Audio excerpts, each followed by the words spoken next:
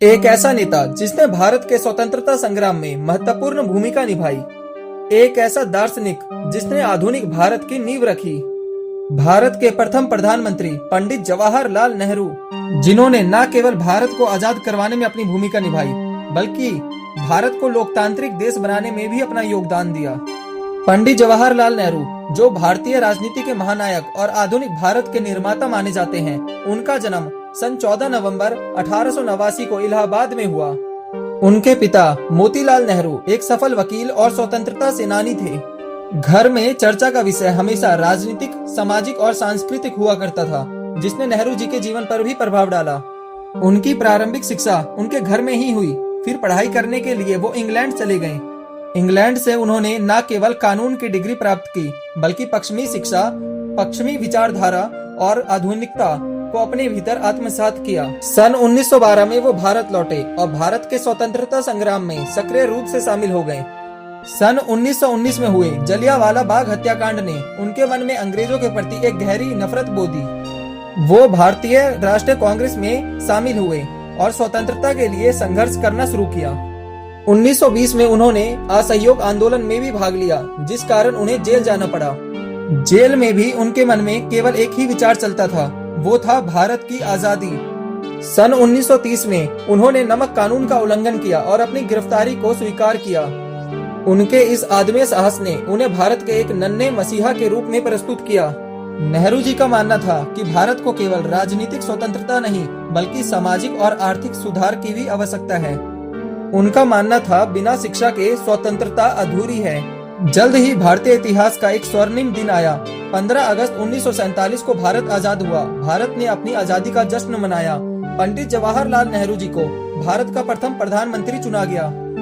हालांकि प्रधानमंत्री बनने के साथ ही उनके सामने सांप्रदायिक हिंसा, लोगों का विस्थापन होना और पाकिस्तान जैसे देश का बनना जैसी चुनौतियां सामने आई। उन्होंने भारत को एकजुट करने के लिए आसमान की ओर देखो का संदेश दिया। वो एक ऐसा भारत चाहते थे जो समाजवादी और धर्मनिरपेक्ष हो। नेहरू जी ने शिक्षा को अत्यधिक महत्व दिया। उनका मानना था कि एक सशक्त समाज का निर्माण केवल शिक्षा के माध्यम से ही किया जा सकता है।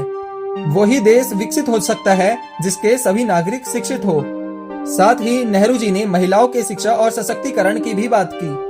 उनका कहना था, समाज का सदस्य होने के नाते शिक्षा जितनी महत्वपूर्ण पुरुषों के लिए है, उतनी ही महत्वपूर्ण महिलाओं के लिए भी होनी चाहिए। जवाहरलाल नेहरू जी की बच्चों में बहुत रुचि थी। उनका मानना था, बच्चे ही हैं जो देश का भविष्य हैं। उन्होंने बच्चों के लिए कई योजनाएं बनाई, जैसे कि पंडित नेहरू राष्ट्रीय बाल कल्याण परिषद।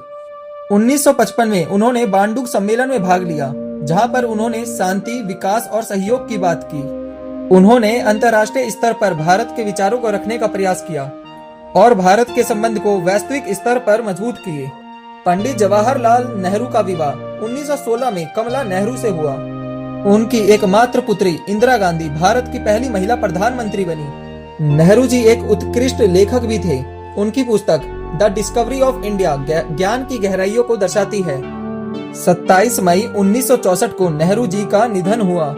ये पल भारतीय राजनीति के लिए शोक से भरा हुआ था। मृत्यु के बाद भी उनके विचार और दृष्टिकोण आज भी जीवित हैं। नेहरू जी भारतीय समाज और राजनीति में एक महत्वपूर्ण स्थान रखते हैं। वो एक ऐसे नेता थे जिन्होंने न केवल भारत को स्वतंत्रता दिलाई, बल्कि एक सशक्त, समृद्ध और विकासशील राष्ट्र की ओर अग्रसर किया। उन्होंने हमारे देश को एक नई पहचान दी और भारत को आधुनिकता की ओर ले जाने का प्रयास किया। उनका जीवन हमें यह सिखाता है कि संघर्ष और दृढ़ता के साथ हम किसी भी बाधा को पार कर सकते हैं। नेहरू जी का जीवन एक उदाहरण है कि कैसे एक व्यक्ति अपने विचार और कार्य से पूरे समाज को बदल सकता है।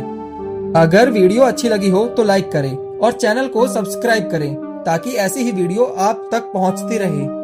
तो मिलते हैं एक नई वीडियो में। जब तक के लिए नमस्कार।